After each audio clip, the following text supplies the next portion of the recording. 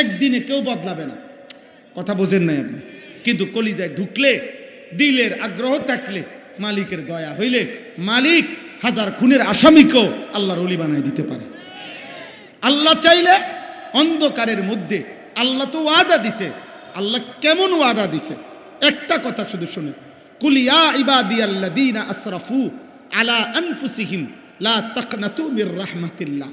আরে দোস্ত, আল্লাহকে শুধু এতটুকু চেনেন যে আল্লাহ যেন বলছে, বান্দা মনে করো তোমার 40 বছর, তো 40 বছরে যত ঘন্টা, যত মিনিট, যত সেকেন্ড, যত মুহূর্ত, প্রতি মুহূর্ত গুণে তোমার গুনাহ ওই পরিমাণ। মানে 1 সেকেন্ড, 1 ঘন্টা, 1 মিনিট, 1 মুহূর্ত তোমার কোনো নেকি নাই। একবারও আল্লাহ এটাও বলো নাই, একটা সেজদা দাও নাই। 40 বছর পরিমাণ সমপরিমাণ গুনাহ, মানে পায়খানার টাঙ্কির ভিতরে একদম ডুবা তুমি, গুনার মধ্যে তুমি একদম ডুবা, চারিদিকে তাকাইয়া আপাদ মস্তক, তোমার এক বিন্দু কোনো নেকি নাই। সেই গুনাহগার পাপী বান্দাও যদি কোনোদিন, যার 1 সেকেন্ডের নেকি নাই, তুমিও যদি কোনোদিন গুনাহ ছেড়ে দিয়ে আর করবা না, ওয়াদা দিয়ে বান্দা কলিজার গভীর থেকে একবার যদি আমারে বলো, আল্লাহ আমারে মাফ করে দেন, আমি ভুল করছি, আল্লাহ বলে, খোদার কসম বান্দা, আমি পুরা 40 বছর একসাথে মাফ করে দেব। একসাথে মাফ, একসাথে 90 বছর একসাথে মাফ। আমি এমন মালিক, গাফারতু লাকা ওয়ালা উবালি, আমি কোনো পরোয়া করব না, আমি মাফ করে দেব। যা যা বান্দা, মাফ, তুই আমার বান্দা। এজন্য একটা মূল নীতি তাফসীরের মধ্যে আছে যে, হে আল্লাহর বান্দা, তোমাকে কলিজা দিয়ে এটা মনে রাখতে হবে, তোমার আল্লাহ তোমারে জান্নাত দিতে চায়, তোমার আল্লাহ মূলত তোমারে মাফ করতে চায়। আপনি যদি বলেন কাউকে মহব্বত কইরা, ভাই আপনি আমারে আসল কথাটা কোন, আসলে আপনি আমারে দিবেননি, হুদা ঘুরাইয়েন না, কথা বোঝেন নাই। আমরা অনেক সময় কই না, ভাই এত 900 কথা বাদ দেন, আপনি ক্লিয়ার কথাটা, আসলে বৃত্তের কথাটা কন, আপনি আমারে দিবেননি, এটা হুদা কামে কীর্তেন ঘুরাইতেন আছেন। তা আল্লাহকে যদি বান্দা বলে, মাওলা আমি এত কথা বুঝি না, মাওলা আপনি আমার আগে পরিষ্কার মেন কথাটা কন, আপনি আমারে মাফ করবেননি, আল্লাহর কসম আল্লাহ বলবে, বান্দা আমি আল্লাহ তোকে জবান দিলাম, ওয়াদা দিলাম, আমার দিলের কথা এটাই, আমি আল্লাহ তোকে মাফ করতে চাই, জান্নাত দিতে চাই। আমার একটা বান্দাকে আমি আল্লাহ জাহান্নাম দিতে চাই। এই হলো মালিকের মুখ। এই জন্য আল্লাহ পাক, এগুলো তো অনেক সময়ের ব্যাপার, কিন্তু মক্কার বহু কাফের কালেমা পড়ার আগে রাসূলুল্লাহ সাল্লাল্লাহু আলাইহি ওয়াসাল্লামের জামানায় এমন বহু কাফের ছিল যে যেমনে দাবি করছে, আল্লাহরে জিগান, হে নবী এমনি এমনি মাফ করবনি, আল্লাহ বলছে, বন্ধু কোন হয় এমনি এমনি মাফ।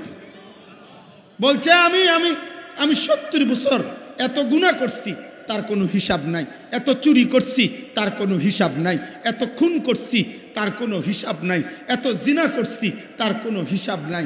আপনি আল্লাহরে বলেন সব এক লগে মাফ করবেনি।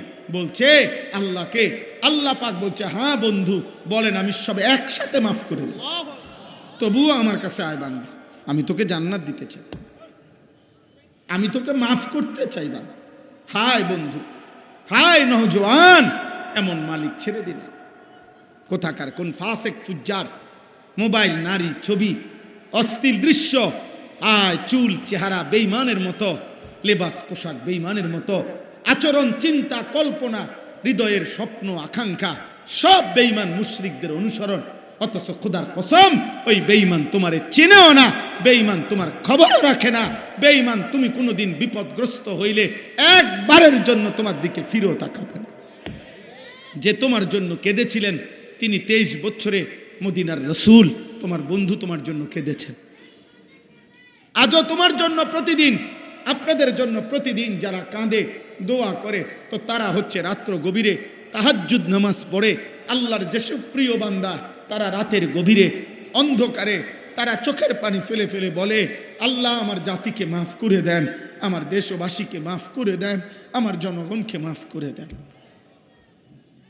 এখনো মসজিদের ইমাম প্রতিদিন 5 ওয়াক্ত নামাজে, 5 ওয়াক্ত মসজিদের ইমাম সব দোয়া করে, ফজরের পরে দোয়া করে, আসরের পরে দোয়া করে, আল্লাহ আমার মুসল্লিগুলারে মাফ করে দেন, মহল্লাবাসীকে মাফ করে দেন। তাহলে দোস্ত, যে তোমার কল্যাণ চায় তুমি তাকে আপন ভাবলা না? বলেন ভাই, একটা ছেলে বলো, বাপ তোমরা যারা বেঈমান মুশরিকের জন্য চুল বানাইছো, বেঈমান আর মুশরিকদের মতো, আমার আব্বা তুমি ইনসাফের সাথে বলো, ওই তোমার জন্য একদিন ভাবছে কিনা?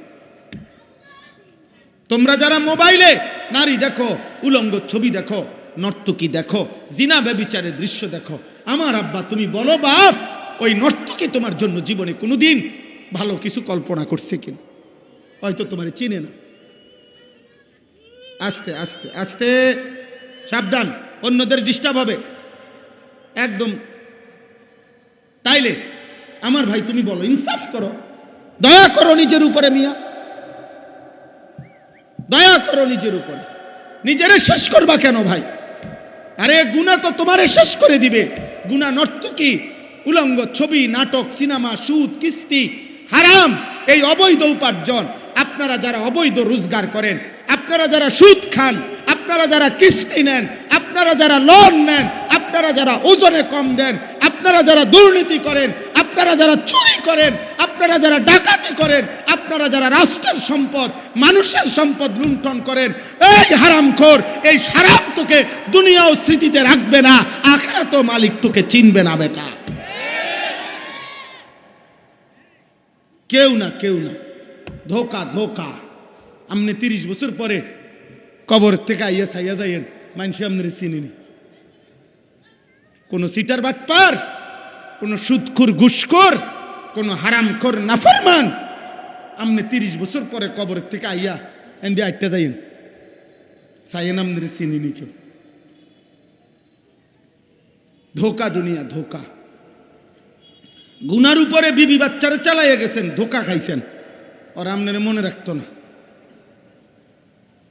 ওরা আপনারে মনে রাখবে না।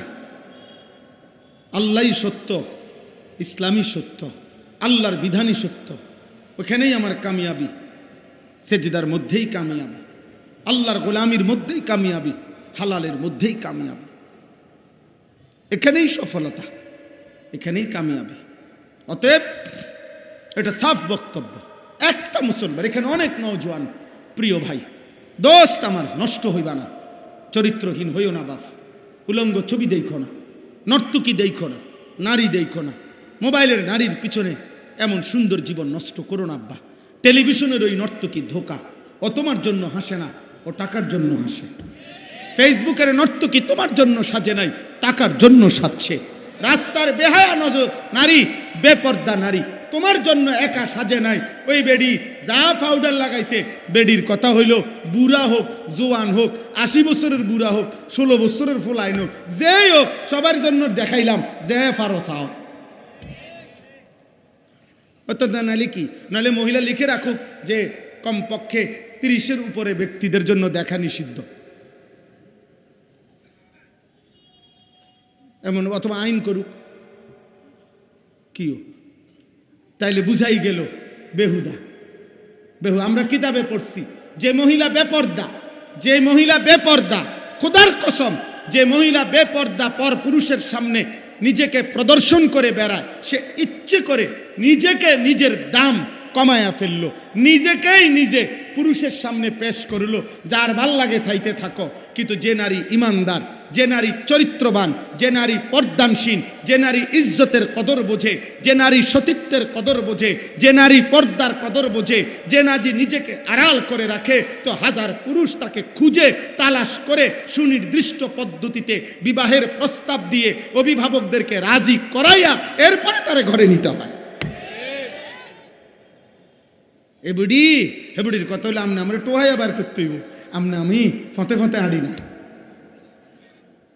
আমরা কিতাবে পড়ছিলাম, সম্রাট দিল্লির বাদশাহ আওরঙ্গজেব আলমগীর, আপনারা অনেক সবাই নাম জানেন।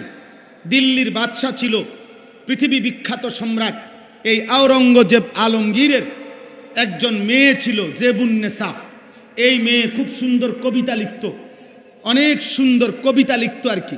তো এই কবিতায় মুগ্ধ হয়ে একবার ওনার কবিতা পড়ে এক দেশের বাদশার শাহজাদা সম্রাট আলমগীরের কাছে চিঠি পাঠাইছে যে আমি আপনার এই কন্যাকে দেখতে চাই বিবাহের উদ্দেশ্যেই। তখন সে বলছিল, এই মেয়ে তখন পাল্টা কবিতা দিয়ে লিখে বলছিল যে ফুলের মাঝে, ফুলের গ্রান যেমন ফুলের মাঝে লুকিয়ে থাকে, আমি জেবুন নেসাও আমার কবিতার শব্দের মধ্যেই লুকিয়ে আছি, আমি আমাকে কখনোই প্রদর্শন করব না। অতএব এটা জরুরি বাপ, এটা ইনসাফের কথা। আল্লাহই আমাদের সব, আল্লাহই আমাদের সব। আল্লাহ আমাদেরকে বুঝ দান করেন, আল্লাহ আমাদেরকে বিবেক দান করেন, আল্লাহ আমাদেরকে আখিরাতের ফিকির দান করেন। চলেন তো বলতেছিলাম, আল্লাহ তাআলা বলেন সব মানুষ, তাহলে দুইটা কথা বলছি। এক হলো যে আল্লাহর কাছে আখিরাত তৈরি করা, হাসরের মাঠ তৈরি করা আল্লাহর জন্য লম্বা সময়ের ব্যাপার, কথা বলে না, একটা ফু। বরং বিষয়টা কি? ইসরাফিলের একটা ফু। আর দ্বিতীয় হলো আমরা প্রত্যেকেই দাঁড়াবো নিজেদের কার সাথে? পরিচিত জনদের সাথে। এবার আসেন বাকিটা শুধু তর্জমা বলি। ওয়াকালু ইয়া ওয়াইলানা হাদা ইয়াউমুদ্দিন। আল্লাহ বলেন এই দাঁড়াইয়া প্রত্যেক নাফরমান পাপী তারা বলবে, হায় আমার আফসুস, মন্দ কপাল, সত্যি সত্যি দেখি এটা আখেরাত। হেতে মনে করছে একদিন মস্কারি করি, বুঝেন না কথাটা? একদিন ভাবছিল আমরা কি করি? মস্কারি করি। ও কত কথা এরম হুজুররা কয়, মাইক ফাইলে কে না কয়, বুঝেন না? এরম অনেক মানুষ আছে না মন্তব্য করে, আরে রাখো বেড়া হুজুররার কথা, বেড়া হুজুররার সব কথা ধরে চলন যাবনি না, আমনে কন না কদ্দুর ধরে চলতেন পারবেন, আমি এদ্দুর কই। কারে যত কথা কয়, যেত কয় এত আজাব না, তা আমনে কন না, আপনি কদ্দুর সহ্য করতেন পারবেন জাহান্নাম। এই সমস্ত বাজে কথার অর্থ আছে বলেন তো? আল্লাহ বলেন নাফরমানরা সেদিন বলবে, হায় এ দেখি আখেরাত, এ দেখি সত্যি সত্যি পরকাল। আহারে এটা তো হয়েই গেল, আমি তো ভেবেছিলাম হবে না, কথার কথা না। এরপরে দেখেন হাদা ইয়াউমুল ফাসলিল্লাযী কুনতুম বিহি তুকাদ্দিবুন। এই সাংঘাতিক কথা এটা। ফেরেশতারা তখন বলবে, প্রত্যেক পাপী তো বলবে, হায় এটা তো আখেরাত, এটা তো কিয়ামতের দিন হয়েই গেল। ফেরেশতারা তখন বলবে, বেটা এটা আখেরাত না, শুধু এটা শুধু কিয়ামতের দিন না, হাজা ইয়াউমুল ফাসল, আজকের এই দিন পার্থক্যের দিন, পার্থক্যের। আজ শুধু আখেরাত না, আজ পার্থক্যের দিন, আজ বিচারের দিন। আজ পার্থক্য হবে ইমানদার বেঈমান, সেজদাওয়ালা সেজদা ছাড়া আল্লাহর গোলামি করত, আল্লাহর নাফরমানি করত, হালাল খাইতো হারাম খাইতো, কপাল সেজদা দিত সেজদা দিত না। প্রত্যেক বিষয়ে পাপ আর পুণ্য, আরেক দিকে ইমান, আরেক দিকে কুফর, আরেক দিকে নেক আমল, আরেক দিকে গুনাহ। প্রত্যেকটার ক্ষেত্রে আজকে পার্থক্য হবে। আল্লাযী কুনতুম বিহি তুকাদ্দিবুন, তুমি যেটাকে মিথ্যা মনে করেছিলে, আজ সেই হাসরের ময়দান তো হলোই, শুধু হবে না, আজ সত্য মিথ্যা, ন্যায় অন্যায়, হালাল হারাম সব কিছুর আলাদা আলাদা পার্থক্য হবে। আজকে একসাথে আর চলতেও পারবা না, একসাথে আর দাঁড়াইতেও পারবা না। আজ তো আমরা একসাথে বসি, একসাথে চলি, নামাজি বেনামাজি, সেজদাওয়ালা সেজদা ছাড়া, ইমানদার নাফরমান, কিন্তু খুদার কসম সেদিন ফেরেশতারা আল্লাহর হুকুমে আলাদা আলাদা করবে, আলাদা আলাদা আলাদা আলাদা করবে। এবার আলাদা যে করবে, পার্থক্য যে করবে, এই আলাদা জি না, দাঁড়ান সুবিধা নেই, আলাদা যে করবে এই সময়ে আল্লাহ পাক এই শেষ কথাটা বোঝেন, আলাদা করবে। তো আল্লাহ আলাদা করতে গিয়া পাপীদের বেলায়, এই কথাটাই মূল কথা শেষ, পাপীদের বেলায় আল্লাহ ফেরেশতাদেরকে বলবে, প্রত্যেক পাপীকে আলাদা করবার সময় তার সাথে আরো দুইজন লোকরও সাথে করবা। উহশুরুল্লাযীনা যালামু, এক, ওয়া আজওয়াজাহুম, দুই, ওমা কানু ইয়াবুদুনা মিন দুনিল্লাহ। এই আল্লাহ বলবেন ফেরেশতা প্রত্যেক পাপীকে ইমানদারদের থেকে আলাদা করার সময় তার সাথে আরো দুইজনরা একসাথ করবা, মোট তিনজন। এক, পাপী; দুই, তার পাপ কাজ করতে গিয়ে তার সঙ্গী যে ছিল সে পাপীর সঙ্গী। 3, পাপ করতে গিয়ে আমি আল্লাহকে বাদ দিয়া যার উপরে সে নির্ভর করেছিল সে। এই 3 জন, এই 3 জন পাপী, পাপীর সঙ্গী আর পাপ করতে গিয়ে। মনে রাখবেন, প্রত্যেক ব্যক্তি আল্লাহর নাফরমানি করতে গিয়ে কারো না কারো উপরে নির্ভর করে। আল্লাহকে বাদ দিই, আমার লোক আছে, আমার জনবল আছে, আমার শক্তি আছে, আমার ক্ষমতা আছে, আমার প্রভাব আছে, আমার প্রতিপত্তি আছে, ইত্যাদি ইত্যাদি। আল্লাহ বলবেন প্রত্যেক পাপী, পাপীর সঙ্গী এবং সে যার উপরে নির্ভর করত তাকে, এই 3 জনকে একত্র করে ফাহদুহুম ইলা সিরাতিল জাহিম, জাহান্নামের রাস্তা বরাবর লাইন ধরে দাঁড় করাও। জাহান্নামে এখন দিবা না, এখন শুধু এই প্রত্যেক গ্রুপে গ্রুপে 3 জন 3 জন করে পাপী, পাপীর সঙ্গী, পাপ কাজে যার উপরে সে নির্ভর করছে সেই ব্যক্তি, এই 3 জনকে একসাথ করে করে করে করে তোমরা লাইন ধরাও জাহান্নামের রাস্তা পর্যন্ত। লাইন ধরাবে কেন? তো আল্লাহ বলেন এই শেষ কথা, ওয়াকিফুহুম ইন্নাহুম মাসউলুন, এদেরকে লাইন ধরে দাঁড় করাও, আমি আল্লাহ, আমি এখন একটা একটা করে জিজ্ঞেস করব। আমি আল্লাহ জিজ্ঞেস করব, আমি জিজ্ঞেস করব, বলো বান্দা সেদিন আমার সেজদা কেন দাও নাই? সেদিন কুফরি কেন করলা? সেদিন শিরিক কেন করলা? সেদিন তার উপরে কেন ভরসা করলা? রিজিক দিলাম আমি, ভরসা করলা কেন তার উপরে? প্রত্যেক পাপীর সঙ্গীকে বলবে তুমি তাকে গুনার কাজে অভ্যস্ত করাইলা কেন? বলেন। এই জন্য ছেলেরা মনে রাখো আব্বা, আমার এটা অনুরোধ আব্বা, তুমি নিজেও পাপ কইরো না, কোনো পাপীর সঙ্গী হইও না, তোমার উপরে ভরসা করে যেন কেউ পাপ না করে। আল্লাহর প্রতি ঈমান, আখিরাতের প্রতি ঈমান। তো আল্লাহর প্রতি ঈমান এই দাওয়াত দিতেন আর আখিরাতের কথা মনে করাইতেন। তো সর্বযুগের সর্বকালের সমস্ত কাফের, বেঈমান, পাপী, মুশরিক, আল্লাহর অবাধ্য যারা, গুনায় ডুবা যারা, তাদের মূল আপত্তি আখিরাত নিয়ে। আল্লাহকে কম বেশি অনেকেই মানতে চায়, স্বীকার করে, কিন্তু আখিরাত, মৃত্যুর পরে নির্দিষ্ট একটা সময়ে আবার হাসরের মাঠ কায়েম হবে, বিচারের একটা ময়দান হবে, সকলকেই বিচারের মুখোমুখি হইতে হবে।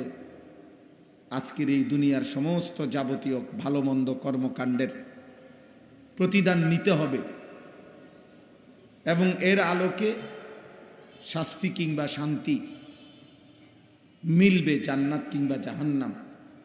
এই বিষয়টা প্রত্যেক যুগের কাফেররা, অবিশ্বাসীরা, পাপীরা মানতে চাইত না, বরং এর কাউন্টারে, এর বিপরীতে নানাবিধ যুক্তি দেখাইত, এটা সেটা বলার চেষ্টা করত। এমনিতে মানে যে আল্লাহ সব কিছু করতে পারে, সর্বশক্তিমান, কিন্তু আবার এটা বলতো যে না, আল্লাহ তাআলা কবর থেকে এই মৃত মানুষ মাটির সাথে যে মিশে গেছে, সে আল্লাহ তাআলা তাকে আবার কই পাবে, কেমনে আবার উঠাবে, কিভাবে হাসরের মাঠ হবে। এই কথার উপরে কোরআনুল কারীমের মধ্যে আছে। মক্কার কাফেররাও, বেঈমানরাও প্রতিনিয়ত নবী সাল্লাল্লাহু আলাইহি ওয়াসাল্লামকে বিভিন্নমুখী যুক্তি পেশ করত, শয়তানি কথা বলতো। কথা একটাই ঘুরায় ফিরায় বলতে চাইতো, আল্লাহর পক্ষে মৃত্যুর পরে নির্দিষ্ট সময়ে পুনরায় হাসরের ময়দানে উঠানো অসম্ভব। এটাকে তারা মানতে চাইতো না। কোরআনুল কারীমের মধ্যে আছে, ওয়াকালু আইদা ওয়ালালনা ফিল আরদ আইন্না লাফি খালকিন জাদীদ। কাফেররা বলতো, মুহাম্মদ, আমরা মাটির সাথে মিশে নিশ্চিহ্ন হয়ে যাব, মাটির সাথে মিশে একদম হারিয়ে যাব, তো পুনরায় নতুন করে আবার আমাদেরকে আল্লাহ সৃষ্টি করতে পারবে? কিভাবে সম্ভব? কিভাবে সম্ভব? এটা পাবে কোথায়? এইভাবে বলতো, প্রতিনিয়ত তর্ক করত। মক্কার একজন কাফের একদিন উটের একটা পুরাতন হাড্ডি নবী সাল্লাল্লাহু আলাইহি ওয়াসাল্লামের কাছে সামনে এনে ভাইঙ্গা হাড্ডিটাকে গুঁড়া গুঁড়া করছে, একদম পাউডার পাউডার বানাইলেছে, বানাইয়া ফু দিয়া উড়াইয়া দিছে। তো বলছে, মোহাম্মদ তুমি যে বলো সব কিছুকে পুনরায় হাসরের ময়দানে ফেরত আনা হবে, তো তুমিই বলো যে এই হাড্ডিটাকে ফেরত আনবে কিভাবে, এটা পাইবে কোথায়? এটা তো আমি গুঁড়া করে পাউডার বানাই ফেলছি, আমি তো শূন্য উড়াই দিলাম, এটা তার অস্তিত্ব নাই। এইভাবে বলতো। এই সূরার মধ্যে আছে,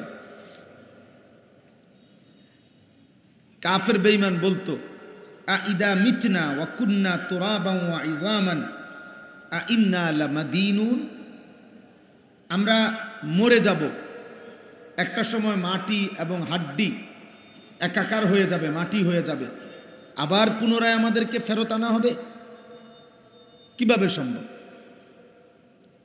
এইগুলা বলতো।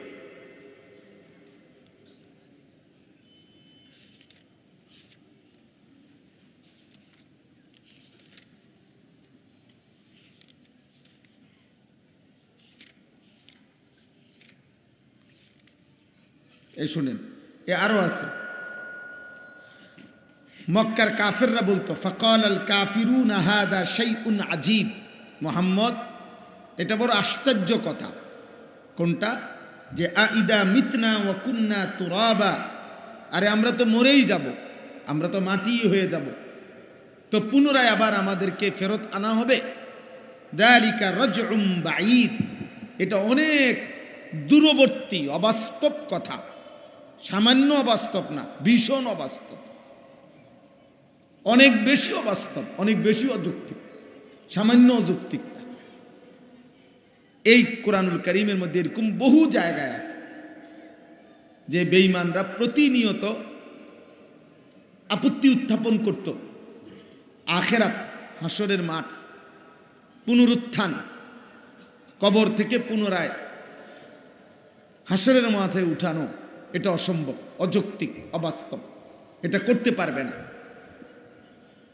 আল্লাহ তাআলা বলেন কোরআনের অন্য জায়গায় যে হে নবী আমার, একটা জিনিস মনে রাখবেন, পৃথিবীর এই সমস্ত বেঈমান, কাফের, নাফরমান, পাপী হাসরের ময়দানের ব্যাপারে যত আপত্তি উত্থাপন করতেছে, বাস্তব কথা হইল, ভিতরে ভিতরে মূল কথা হইল, ওরা সকলেই জানে আমি আল্লাহর পক্ষে সবই সম্ভব, আমি তো সর্বশক্তিমান, তারাই বলে ঈশ্বর সর্বশক্তিমান, সৃষ্টিকর্তা সর্বশক্তিমান, এটা তারাও বলে, সবাই বলে। তাইলে তারা যিনি সর্বশক্তিমান, তার অর্থই তো হলো সব বিষয়ে যিনি পূর্ণ শক্তি রাখে, তো এইটাও তো তিনি পারবেন, এটা তারাও জানে, তারাও বুঝে, তো বলে, তো এগুলো বলে কেন যে মাটির সাথে মিশে যাব, হারিয়ে যাব, একাকার হয়ে যাবে, কোত্থেকে আমাদেরকে পুনরায় উঠাবে, কেমনে পাবে, এগুলো বলে কেন? আল্লাহ তাআলা বলেন, বাল হুম বিলিকাই রাব্বিহিম কাফিরুন, মূল বিষয় হলো কোনোভাবেই তারা হাসরের ময়দান, আমি আল্লাহর সাক্ষাৎ বিচারের মুখোমুখি হওয়া, এটা প্রত্যাশা করে না, এটা চায় না। এটা যদি মেনে নেয়, এটা যদি স্বীকার করে, এটা যদি গ্রহণ করে, তাইলে তাদের এই অসভ্য জিন্দিগি, নাফরমানের জিন্দিগি, পাপের জিন্দিগি কেমনে পালন করবে? এরা এই নোংরামি, এই জেনা, ব্যভিচার, চুরি, ডাকাতি, মদ, জুয়া, নারী, অশ্লীলতা, খুন খারাপি, কুফর, শিরিক কেমনে করবে? তাহলে কেমনে করে? যদি একথা মানে হ্যাঁ বিচার হবে, তো বিচার হইলে তো আপনি যেহেতু মানেন, তো আপনিই তো প্রথম সংশোধন হওয়া দরকার। হাসরের মাঠ হবে, একথা আমি মানি, একথা বলা মানেই তো হইল, তাহলে আপনি যেহেতু মানেন, তা আপনি সংশোধন হওয়া দরকার না? আপনি গুনাহ ছেড়ে দেওয়া দরকার না? পাপ ছেড়ে দেওয়া দরকার না? এই কারণে আল্লাহ তাআলা বলছেন, যত বেঈমান, কাফের, মুশরিক আপনার আখিরাতকে অবিশ্বাস করে, মূলত আখিরাতকে অবিশ্বাস করে, আমি আল্লাহর ওই ক্ষমতা নাই এটা বলে না, মূলত এটা মুখে বলে, কিন্তু বাস্তব কথা হলো ওইটা মানতে চায় না, কারণ আমি আল্লাহর মুখোমুখি হলেই, এটা মেনে নিলেই তাকে বিচারের মুখোমুখি হইতে হবে, আর তখন তাকে তার গুনার জিন্দিগি, নাফরমানির জিন্দিগি ছেড়ে দিতে হবে। এই কারণে কোনোভাবে এটা মানতে চায় না। আজকের পৃথিবীতেও মনে করেন, একেবারে বাংলাদেশ বলেন আর যেই দেশেই বলেন, সারা পৃথিবীর কাছে এই কথা স্পষ্ট, ইসলামের যাবতীয় বিধিবিধান যৌক্তিক, ইনসাফপূর্ণ।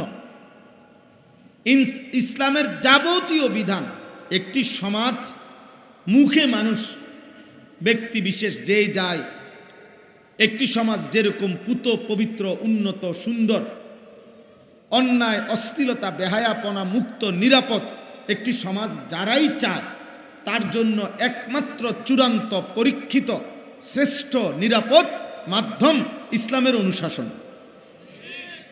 এইটা একেবারে ইয়াকিনের সাথে প্রত্যেকটা মানুষই জানে, ইমানদারও জানে, কাফেরও এটা জানে, পৃথিবীর তাবৎ ইহুদি খ্রিস্টানরাও জানে, নাস্তিক মুরতাদরাও জানে, আল্লাহ দ্রোহীরাও জানে, সব পাপীরাও জানে, সব বুদ্ধিজীবীরাও জানে, সব পণ্ডিতরাও জানে, সবাই জানে এটা।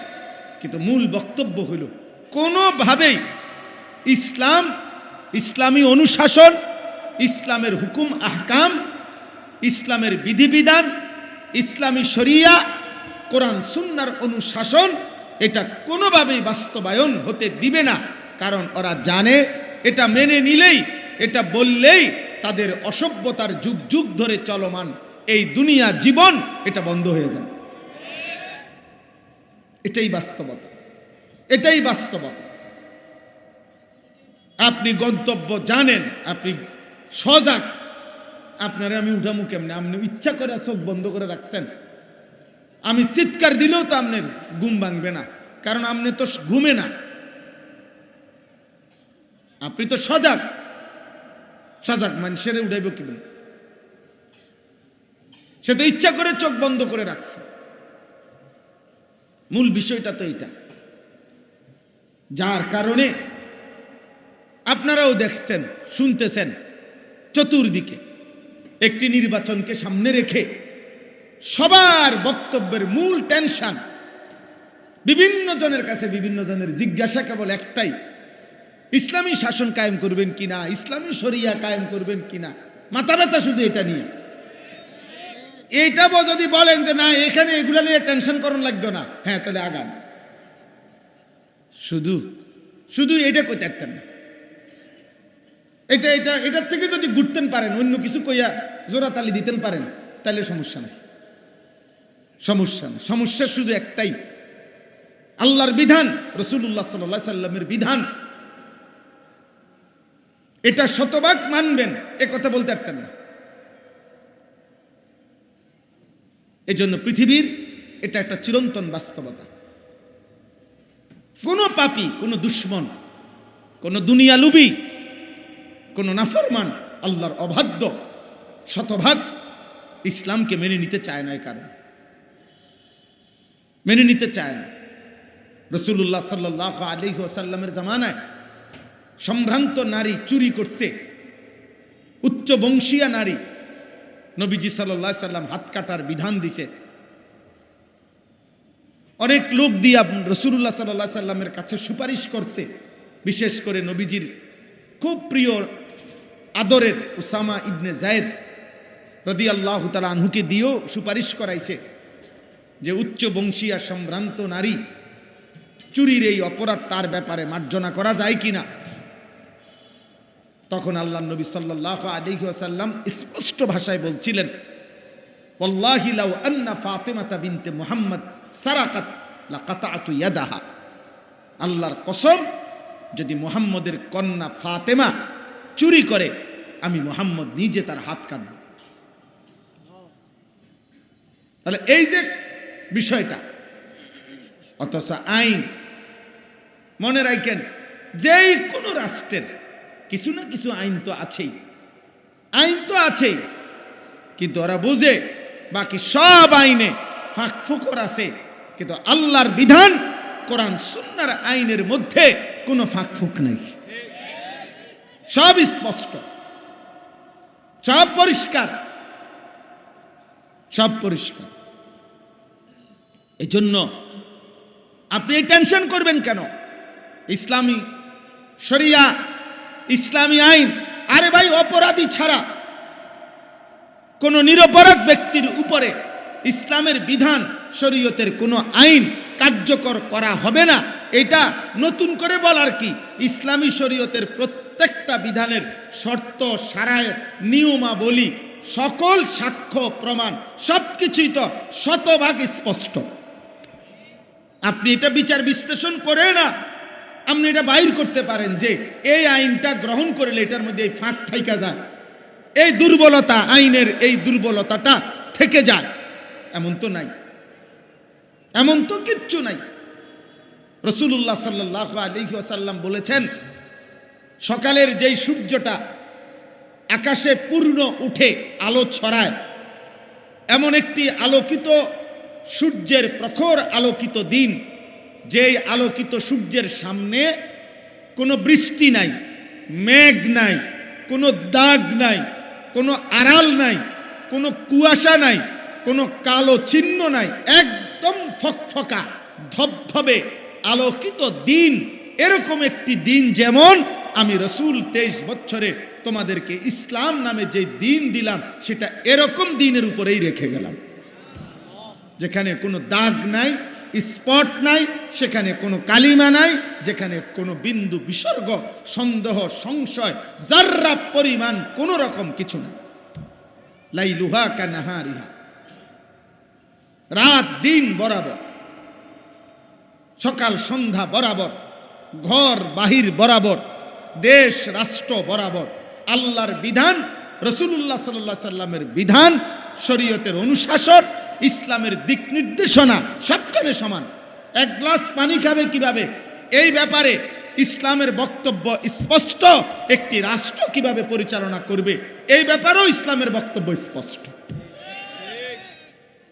একটা জুতা কোন পায়ে পরিধান করবে, এইটা যেমন স্পষ্ট, একটি দেশ কেমনে চালাবে এটাও স্পষ্ট। সব আলোকিত, সব স্পষ্ট, সব ফকফকা। কিন্তু ওই যে মূল বিষয় হলো, মূল বিষয় তো হলো আমি মানতাম না, এটা তো আমার দিলের মধ্যে আগামী বসায় রাখছি, অতএব এবার এটা মানতাম না, এ কথাও তো পরিষ্কার বলতে পারি না। অতএব এটার জন্য এবার যত 900 কথা বলতে হয়, যত যুগ চাহিদা, বর্তমান বিশ্ব প্রেক্ষাপট, আধুনিক বাস্তবতা ইত্যাদি ইত্যাদি, পারিপার্শ্বিকতা, বিভিন্ন প্রতিকূলতা ইত্যাদি যত সুন্দর শব্দ, শুদ্ধ শব্দই কোরআনের বিপরীতে, ইসলামের বিপরীতে, আল্লাহর বিধানের বিপরীতে আপনি পেশ করেন, সব ভুয়া, সব ভুয়া। যা সত্য তা কোরআন, যা কোরআন তা সত্য, যা সত্য তা রাসূলুল্লাহ সাল্লাল্লাহু আলাইহি সাল্লামের সুন্নাহ, যা রাসূলুল্লাহ সাল্লাল্লাহু আলাইহি সাল্লামের সুন্নাহ তাই সত্য, তাই যৌক্তিক, তাই ইনসাফপূর্ণ। একটা ছোট্ট উদাহরণ বলি। রাসূলুল্লাহ সাল্লাল্লাহু আলাইহি সাল্লামের একজন সাহাবীর নাম ছিল হযরত রিবঈ ইবনে আমের, রিবঈ ওনার নাম। তৎকালীন পৃথিবীতে সুপার পাওয়ার, সবচেয়ে বড় পরাশক্তি ছিল দুইটি সাম্রাজ্য। একটা হলো রোম সাম্রাজ্য, আজকের ইটালি, ইটালি শুধু না, মানে ওই অঞ্চলের বিশাল বড় সাম্রাজ্য ছিল রোম সাম্রাজ্য। আর আরেকটা হলো পারস্য সাম্রাজ্য, মানে আজকের ইরান এবং তার আশপাশের বিশাল বড় এরিয়াকে কেন্দ্র করে যেই সাম্রাজ্য ছিল। এই পারস্য সাম্রাজ্য এত বড় সাম্রাজ্য ছিল, যেই সাম্রাজ্যের নিয়মতান্ত্রিক, পারস্য সাম্রাজ্যের নিয়মতান্ত্রিক সেনাবাহিনীর সৈন্য, তাদের তৎকালীন সময়ে নিয়মতান্ত্রিক সৈন্য ছিল 10 লাখ, 10 লক্ষ। এই দেখেন ভাই, এদিকে একটু দেখেন, মানে মোবাইলের সবচেয়ে বড় অভিশাপ হলো যে হাতে মোবাইল ধরে যে ভিডিও করে, এই বদনসিব একটা শব্দ কিছু বুঝেন, মনে রাখবেন, এটা একটা পরীক্ষিত কথা, মনে রাখবেন। এরপরে আপনি তারে যদি জিজ্ঞাসা করেন যে ভাই কি কইছে তুমি কও, হে এক লাইন কইতে পারতো না। আমি বললি, আমি এখানে লিখা দিলাম, দরকার হলে সিল দিয়া দিন, আমার সিল আছে নামের। ও কিছু বুঝবে না, মোবাইল এটা লইয়ে খটর খটর করবে। এই মোবাইল খটর খটর করতে অনেকের জীবনটা শেষ। আহা, আফসুস আফসুস। একজন মানুষের কথা সামনাসামনি শুনবার সুযোগ হয়েছে, এখনো কি আমার মোবাইল টিফোনের টাইম? বলে না, আমাদের অনেকের মানসিকতা এটা। আরে তো ভাই আপনি সামনাসামনি আসলেন কেন? আপনি মোবাইলের থেকে যদি শুনতে হয় তো মোবাইলে তো ওয়াজ আছেই, এটা তো বাইক বইয়া ঠ্যাঙ্গালগি দিয়ে শুনুন যায়।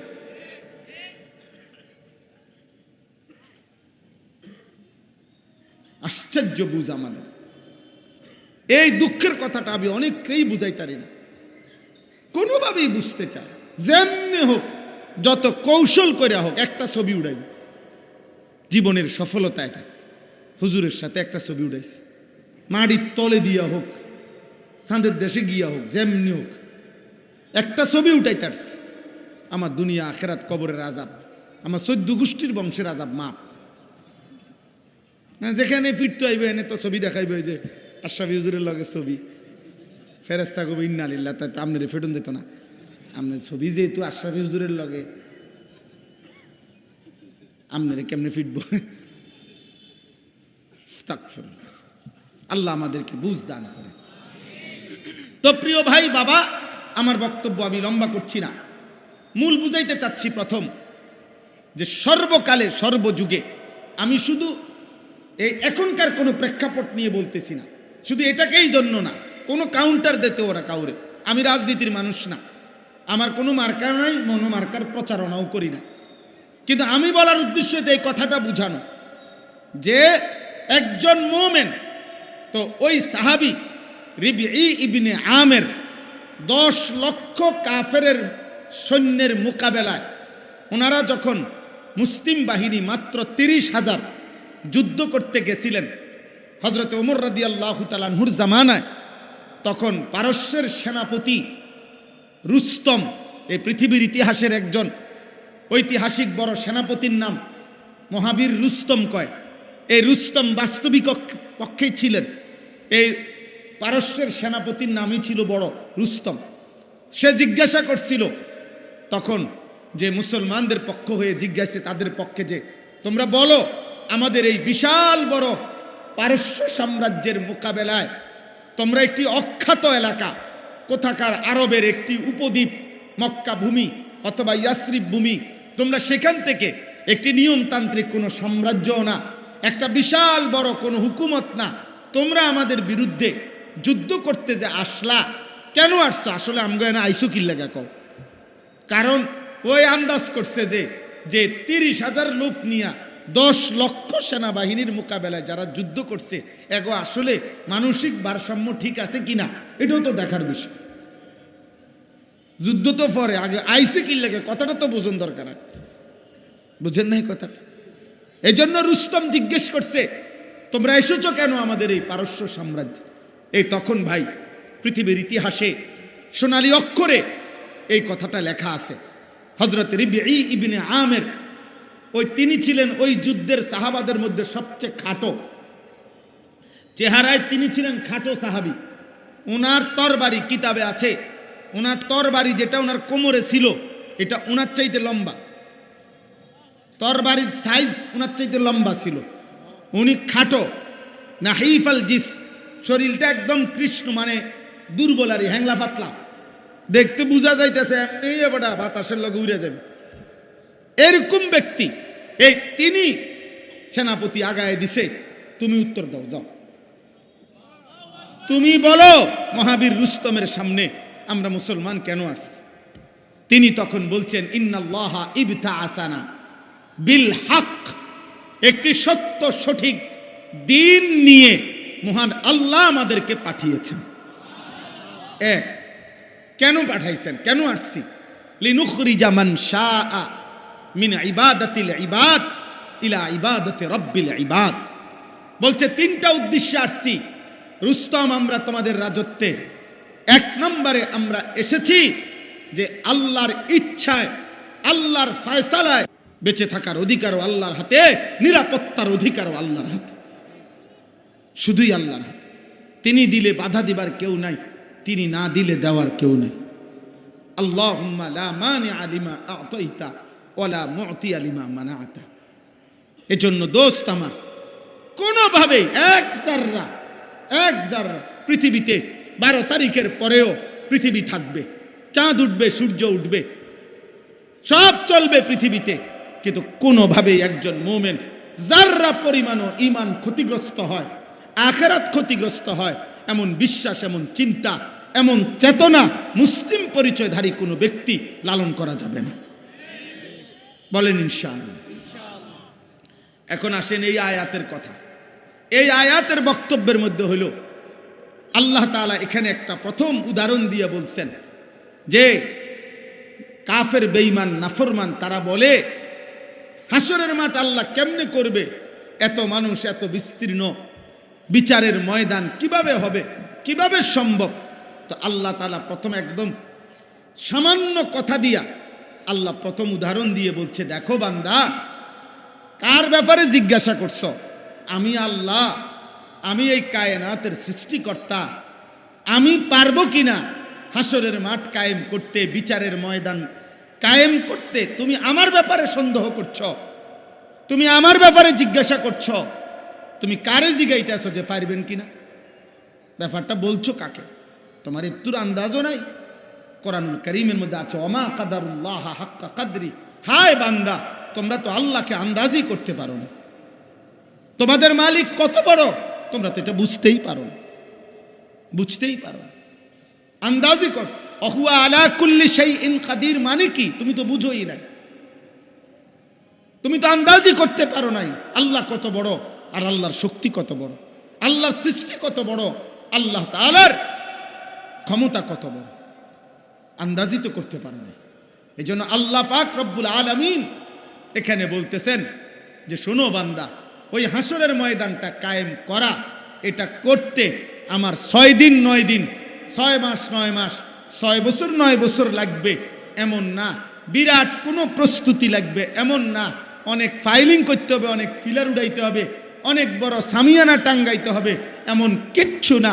আর এই দুনিয়ার উপরে, এই সৃষ্টির উপরে হাসরের মাঠ কায়েম করার জন্য প্রস্তুতি নিতে আমি আল্লাহর সময়ের প্রয়োজন শুধুমাত্র আমার ইসরাফিলের সিঙ্গার একটা ধ্বনি, একটা ফু, একটা ফু।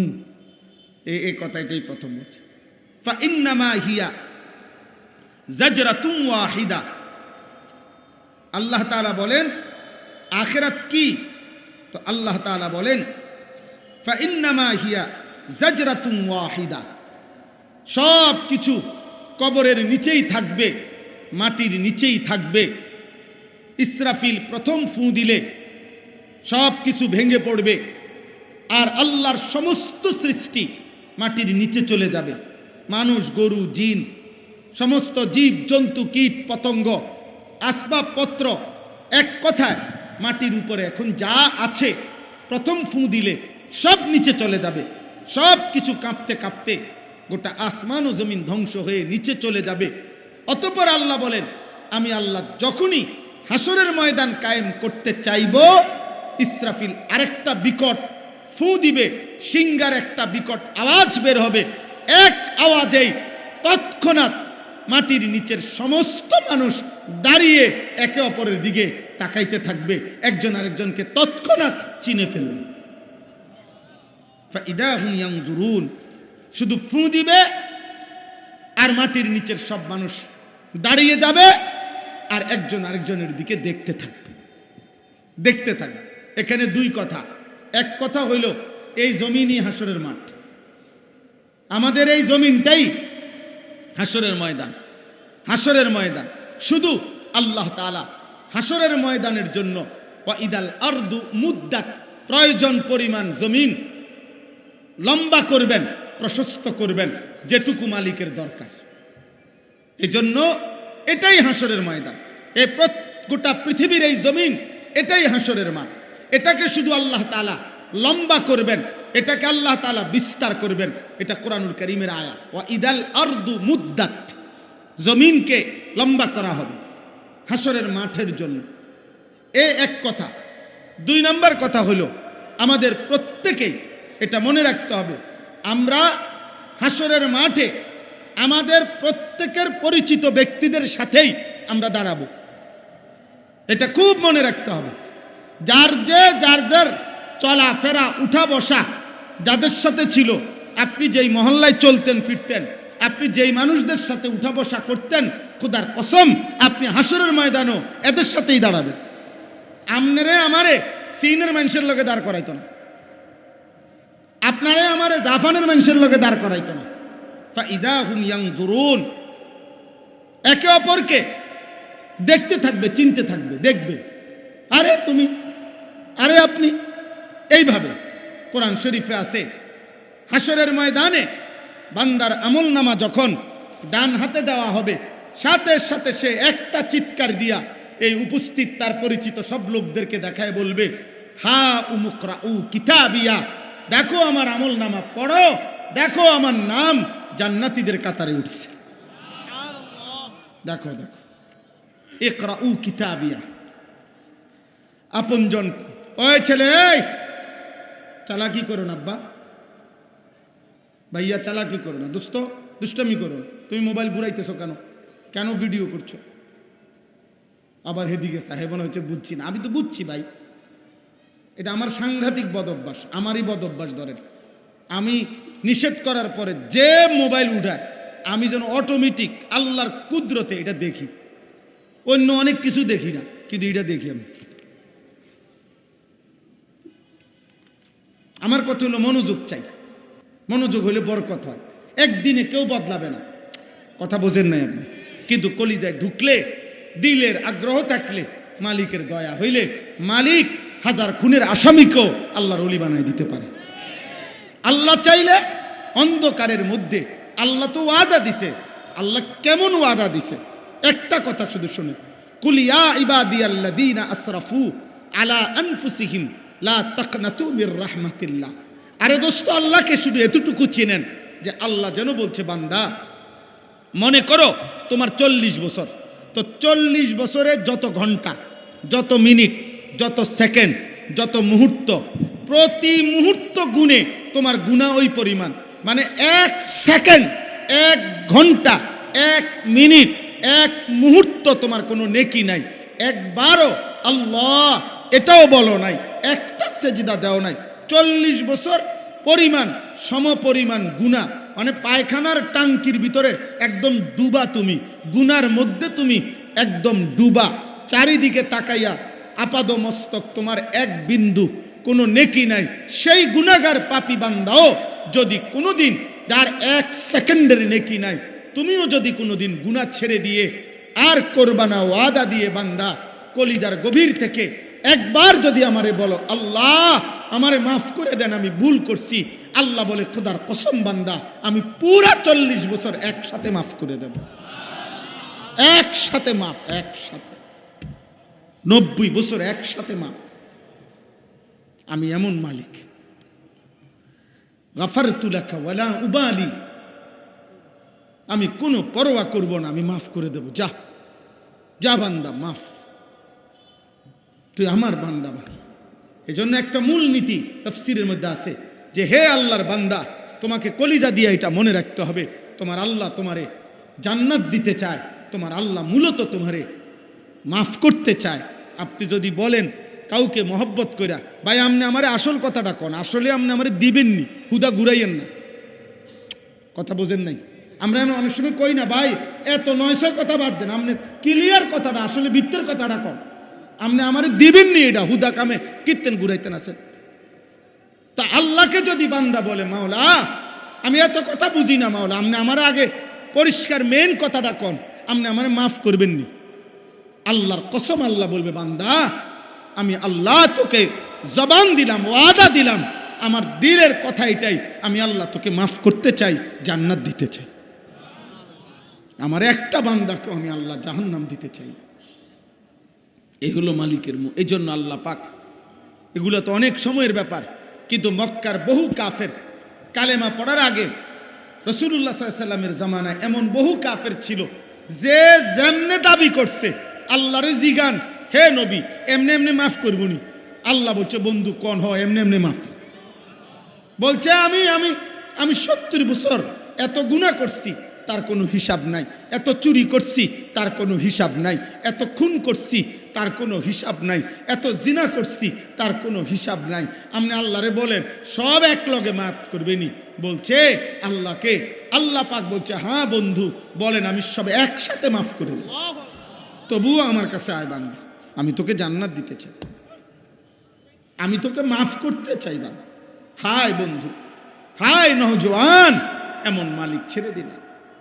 কোথাকার কোন ফাসেক ফুজ্জার, মোবাইল, নারী, ছবি, অশ্লীল দৃশ্য, আয় চুল চেহারা বেঈমানের মতো, লেবাস পোশাক বেঈমানের মতো, আচরণ চিন্তা কল্পনা হৃদয়ের স্বপ্ন আকাঙ্ক্ষা সব বেঈমান মুশরিকদের অনুসরণ। অথচ খোদার কসম ওই বেঈমান তোমারে চেনেও না, বেঈমান তোমার খবরও রাখে না, বেঈমান তুমি কোনোদিন বিপদগ্রস্ত হইলে একবারের জন্য তোমার দিকে ফিরেও তাকাবে না। যে তোমার জন্য কেঁদেছিলেন তিনি 23 বছরে মদিনার রসুল, তোমার বন্ধু তোমার জন্য কেঁদেছেন। আজও তোমার জন্য প্রতিদিন, আপনাদের জন্য প্রতিদিন যারা কাঁদে দোয়া করে তো তারা হচ্ছে রাত্র গভীরে তাহাজ্জুদ নামাজ পড়ে। আল্লাহর যেসব প্রিয় বান্দা তারা রাতের গভীরে অন্ধকারে তারা চোখের পানি ফেলে ফেলে বলে আল্লাহ আমার জাতিকে মাফ করে দেন, আমার দেশবাসীকে মাফ করে দেন, আমার জনগণকে মাফ করে দেন। এখনো মসজিদের ইমাম প্রতিদিন 5 ওয়াক্ত নামাজে 5 ওয়াক্ত মসজিদের ইমাম সব দোয়া করে, ফজরের পরে দোয়া করে, আসরের পরে দোয়া করে আল্লাহ আমার মুসল্লিগুলারে মাফ করে দেন, মহল্লাবাসীকে মাফ করে দেন। তাহলে দোস্ত যে তোমার কল্যাণ চায় তুমি তাকে আপন ভাবলা না? বলেন ভাই, একটা ছেলে বলো বাপ তোমরা যারা বেঈমান মুশরিকের জন্য চুল বানাইছো বেঈমান আর মুশরিকদের মতো, আমার আব্বা তুমি ইনসাফের সাথে বলো ওই তোমার জন্য একদিন ভাবছে কিনা? তোমরা যারা মোবাইলে নারী দেখো, উলঙ্গ ছবি দেখো, নর্তকী দেখো, জিনা ব্যভিচারের দৃশ্য দেখো, আমার আব্বা তুমি বলো বাপ ওই নর্তকী তোমার জন্য জীবনে কোনোদিন ভালো কিছু কল্পনা করছে কিনা? হয়তো তোমার চিনে না। আস্তে আস্তে আস্তে সাবধান, অন্যদের ডিস্টার্ব হবে একদম। তাইলে আমার ভাই তুমি বলো ইনসাফ করো, দয়া করো নিজের উপরে মিয়া, দয়া করো নিজের উপরে। নিজেরে শেষ করবা কেন ভাই? আরে গুনাহ তো তোমারে শেষ করে দিবে। গুনাহ নর্তকী, উলঙ্গ ছবি, নাটক, সিনেমা, সুদ, কিস্তি, হারাম, এই অবৈধ উপার্জন। আপনারা যারা অবৈধ রোজগার করেন, আপনারা যারা সুদ খান, আপনারা যারা কিস্তি নেন, আপনারা যারা লোন নেন, আপনারা যারা ওজনে কম দেন, আপনারা যারা দুর্নীতি করেন, আপনারা যারা চুরি করেন, আপনারা যারা ডাকাতি করেন, আপনারা যারা রাষ্ট্রের সম্পদ মানুষের সম্পদ লুণ্ঠন করেন, এই হারামখোর, এই হারাম তোকে দুনিয়া ও স্মৃতিতে রাখবে না, আখিরাতেও মালিক তোকে চিনবে না বেটা। কেউ না, কেউ না, ধোকা ধোকা। আপনি 30 বছর পরে কবর থেকে আইয়া সাইয়া যাইয়েন, মানুষ আপনার চিনিনি। কোন সিটার বাটপার, কোন সুদখোর ঘুষখোর, কোন হারামখোর নাফরমান আপনি 30 বছর পরে কবরের থেকে আইয়া এন্ডে আটটা যাইয়েন, সাইয়েন আপনার চিনিনি কেউ। ধোকা দুনিয়া, ধোকা। গুনার উপরে বিবি বাচ্চারা চালাইয়া গেছেন, ধোকা খাইছেন। ওরা আপনার মনে রাখতো না, ওরা আপনারে মনে রাখবে না। আল্লাহই সত্য, ইসলামই সত্য, আল্লাহর বিধানই সত্য। ওখানেই আমার কামিয়াবি, সেজদার মধ্যেই কামিয়াবি, আল্লাহর গোলামির মধ্যেই কামিয়াবি, হালালের মধ্যেই কামিয়াবি। এখানেই সফলতা, এখানেই কামিয়াবি। অতএব এটা সাফ বক্তব্য। একটা মুসলমান, এখানে অনেক নওজোয়ান প্রিয় ভাই দোস্ত আমার, নষ্ট হইবা না, চরিত্রহীন হইও না বাপ। উলঙ্গ ছবি দেখো না, নর্তকী দেখো না, নারী দেখো না, মোবাইলের নারীর পিছনে এমন সুন্দর জীবন নষ্ট করো না আব্বা। টেলিভিশনের ওই নর্তকী ধোকা, ও তোমার জন্য হাসে না, ও টাকার জন্য হাসে। ফেসবুকের নর্তকী তোমার জন্য সাজে নাই, টাকার জন্য সাজছে। রাস্তার বেহায়া নজর নারী, বেপর্দা নারী তোমার জন্য একা সাজে নাই। ওই বেডি যা পাউডার লাগাইছে, বেডির কথা হইল বুড়া হোক, জোয়ান হোক, 80 বছরের বুড়া হোক, 16 বছরের ফুলাইন হোক, যেই হোক, সবার জন্য দেখাইলাম যে ফারো চাও। নাহলে কি, নাহলে মহিলা লিখে রাখুক যে কমপক্ষে 30-এর উপরে ব্যক্তিদের জন্য দেখা নিষিদ্ধ, এমন, অথবা আইন করুক, কিও, তাইলে বুঝাই গেল বেহুদা। আমরা কিতাবে পড়ছি যে মহিলা বেপর্দা, যে মহিলা বেপর্দা, খোদার কসম, যে মহিলা বেপর্দা পর পুরুষের সামনে নিজেকে প্রদর্শন করে বেড়ায়, সে ইচ্ছে করে নিজেকে নিজের দাম কমায়া ফেললো, নিজেকেই নিজে পুরুষের সামনে পেশ করলো। যার ভাল লাগে চাইতে থাকো, কিন্তু যে নারী ইমানদার, যে নারী চরিত্রবান, যে নারী পর্দানসীন, যে নারী ইজ্জতের কদর বোঝে, যে নারী সতীত্বের কদর বোঝে, যে নারী পর্দার কদর বোঝে, যে নারী নিজেকে আড়াল করে রাখে, তো হাজার পুরুষ তাকে খুঁজে তালাশ করে সুনির্দিষ্ট পদ্ধতিতে বিবাহের প্রস্তাব দিয়ে অভিভাবকদেরকে রাজি করাইয়া এরপরে তারে ঘরে নিতে হয়। এবুডির কথা হলে আমনে আমরা টোহাইয়া বার করতে হইব, আমনে আমি ফতে ফতে আড়ি না। আমরা কিতাবে পড়ছিলাম সম্রাট দিল্লির বাদশাহ আওরঙ্গজেব আলমগীর, আপনারা অনেক সবাই নাম জানেন। দিল্লির বাদশাহ ছিল পৃথিবী বিখ্যাত সম্রাট। এই আওরঙ্গজেব আলমগীরের একজন মেয়ে ছিল জেবুন্নেসা।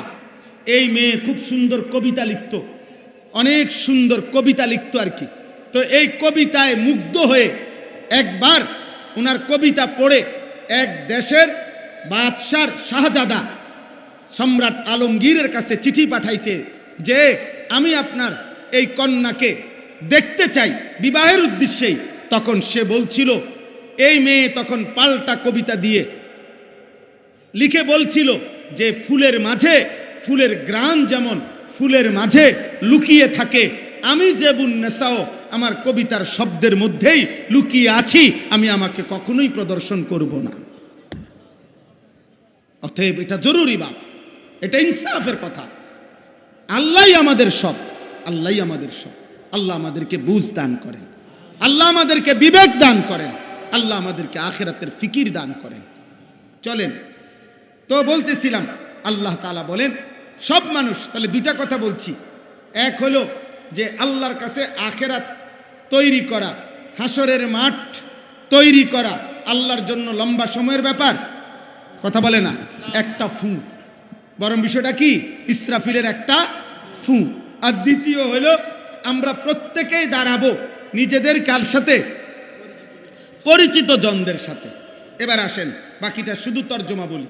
ওয়াকালু ইয়া ওয়াইলানা হাদা ইয়াউমুদ্দিন, আল্লাহ বলেন এই দাঁড়াইয়া প্রত্যেক নাফরমান পাপী তারা বলবে, হায় আমার আফসুস, মন্দ কপাল, সত্যি সত্যি দেখি এটা আখেরাত।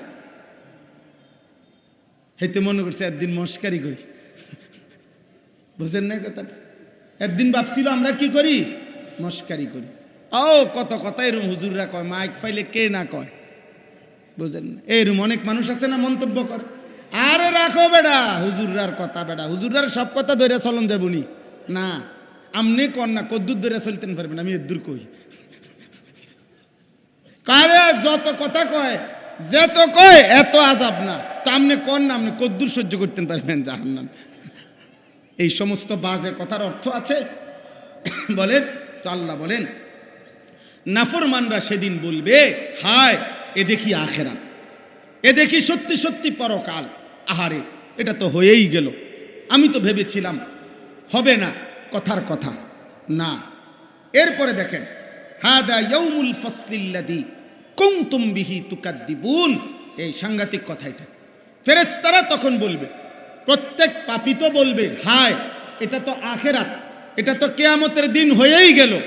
ফেরেশতারা তখন বলবে, বেটা এটা আখেরাত না, শুধু এটা শুধু কিয়ামতের দিন না, হাজা ইয়াউমুল ফাসল, আজকের এই দিন পার্থক্যের দিন, পার্থক্যের। আজ শুধু আখেরাত না, আজ পার্থক্যের দিন, আজ বিচারের দিন, আজ পার্থক্য হবে ইমানদার বেঈমান সেজদাওয়ালা সেজদা ছাড়া আল্লাহর গোলামি করত, আল্লাহর নাফরমানি করত, হালাল খাইতো হারাম খাইতো, কপাল সেজদা দিত না। প্রত্যেক বিষয়ে পাপ আর পুণ্য, আরেক দিকে ঈমান, আরেক দিকে কুফর, আরেক দিকে নেক আমল, আরেক দিকে গুনাহ। প্রত্যেকটার ক্ষেত্রে আজকে পার্থক্য হবে। আল্লাযী কুনতুম বিহি তুকাদ্দিবুন, তুমি যেটাকে মিথ্যা মনে করেছিলে, আজ সেই হাসরের ময়দান তো হলোই, শুধু হবে না, আজ সত্য মিথ্যা, ন্যায় অন্যায়, হালাল হারাম সব কিছুর আলাদা আলাদা পার্থক্য হবে। আজকে একসাথে আর চলতেও পারবা না, একসাথে আর দাঁড়াইতেও পারবা না। আজ তো আমরা একসাথে বসি, একসাথে চলি, নামাজি বেনামাজি, সেজদাওয়ালা সেজদা ছাড়া, ইমানদার নাফরমান, কিন্তু খুদার কসম সেদিন ফেরেশতারা আল্লাহর হুকুমে আলাদা আলাদা করবে, আলাদা আলাদা করবে। এবার আলাদা যে করবে, পার্থক্য যে করবে, এই আলাদা না দাঁড়ান, সুবিধা নেই, আলাদা যে করবে, এই সময়ে আল্লাহ পাক এই শেষ কথাটা বোঝেন, আলাদা করবে। তো আল্লাহ আলাদা করতে গিয়া পাপীদের বেলায়, এই কথাটাই মূল কথা শেষ, পাপীদের বেলায় আল্লাহ ফেরেশতাদেরকে বলবে, প্রত্যেক পাপীকে আলাদা করবার সময় তার সাথে আরো দুইজন লোকরও সাথে করবা। উহশুরুল্লাযীনা যালামু, এক, ওয়া আজওয়াজাহুম, দুই, ওমা কানু ইয়াবুদুনা মিন দুনিল্লাহ। এই আল্লাহ বলবেন ফেরেশতা প্রত্যেক পাপীকে ইমানদারদের থেকে আলাদা করার সময় তার সাথে আরো দুইজনের একসাথ করবা, মোট তিনজন। এক, পাপী; দুই, তার পাপ কাজ করতে গিয়ে তার সঙ্গী যে ছিল সে পাপীর সঙ্গী; তিন, পাপ করতে গিয়ে আমি আল্লাহকে বাদ দিয়া যার উপরে সে নির্ভর করেছিল সে। এই তিনজন পাপী, পাপীর সঙ্গী, আর পাপ করতে গিয়ে, মনে রাখবেন প্রত্যেক ব্যক্তি আল্লাহর নাফরমানি করতে গিয়ে কারো না কারো উপরে নির্ভর করে। আল্লাহকে বাদ দিই, আমার লোক আছে, আমার জনবল আছে, আমার শক্তি আছে, আমার ক্ষমতা আছে, আমার প্রভাব আছে, আমার প্রতিপত্তি আছে, ইত্যাদি ইত্যাদি। আল্লাহ বলবেন প্রত্যেক পাপী, পাপীর সঙ্গী এবং সে যার উপরে নির্ভর করত তাকে, এই তিনজনকে একত্র করে ফাহদুহুম ইলা সিরাতিল জাহিম, জাহান্নামের রাস্তা বরাবর লাইন ধরে দাঁড় করাও। জাহান্নামে এখন দিবা না, এখন শুধু এই প্রত্যেক গ্রুপে তিনজন করে পাপী, পাপীর সঙ্গী, পাপ কাজে যার উপরে সে নির্ভর করছে সেই ব্যক্তি, এই তিনজনকে একসাথ করে তোমরা লাইন ধরাও জাহান্নামের রাস্তা পর্যন্ত। লাইন ধরাবে কেন? তো আল্লাহ বলেন এই শেষ কথা, ওয়াকিফুহুম ইন্নাহুম মাসউলুন, এদেরকে লাইন ধরে দাঁড় করাও, আমি আল্লাহ, আমি এখন একটা একটা করে জিজ্ঞেস করব। আমি আল্লাহ আমি জিজ্ঞেস করব, বলো বান্দা সেদিন আমার সেজদা কেন দাও নাই? সেদিন কুফরি কেন করলা? সেদিন শিরিক কেন করলা? সেদিন তার উপরে কেন ভরসা করলা? রিজিক দিলাম আমি, ভরসা করলা কেন তার উপরে? প্রত্যেক পাপীর সঙ্গীকে বলবে তুমি তাকে গুনার কাজে অভ্যস্ত করাইলা কেন? বলেন। এই জন্য ছেলেরা মনে রাখো আব্বা, আমার এটা অনুরোধ আব্বা, তুমি নিজেও পাপ করো না, কোনো পাপীর সঙ্গী হইও না, তোমার উপরে ভরসা করে যেন কেউ পাপ না করে। হ্যাঁ, দুজনে মিল্লা গুনাহ, বোঝেন নাই কেমনে আমি বলি? যেমন সিগারেট একজনের, ম্যাচ লাইট আরেকজনের, এই হিসাব বুঝছেন না? হ্যাঁ, মোবাইল একজনের, এবার দুজনে না নর্তকি দেখে। মোটরসাইকেল একজনের, তেল ঢুকাই দিছে আরেকজন, এই দুজনে মিললে আবার মানুষ কোবায়, এরকম আর কি। প্রত্যেক পাপের কি সঙ্গী, এবং যার উপরে সে, আরে বেড়া সমান করে লাবি বেড়া, আমি আসি বেড়া, আচ্ছা আপনারও সমান করবো, আপনি রাখেন। আল্লাহ বলবেন আমি জিজ্ঞেস করব। এই জিজ্ঞেস করতে গিয়ে আল্লাহ পাক একটা একটা গুনার কথা বলবেন, জিজ্ঞেস করবেন। আর আল্লাহ তখন এই তিনজনকে, পাপী, পাপীর সঙ্গী, পাপ কাজে যার উপরে নির্ভর করত, এই তিনজনকে আল্লাহ বলবে মা লাকুম লা তানাসারুন, এই নাফরমান কি হলো, একজন আরেকজনকে সাহায্য করছো না কেন?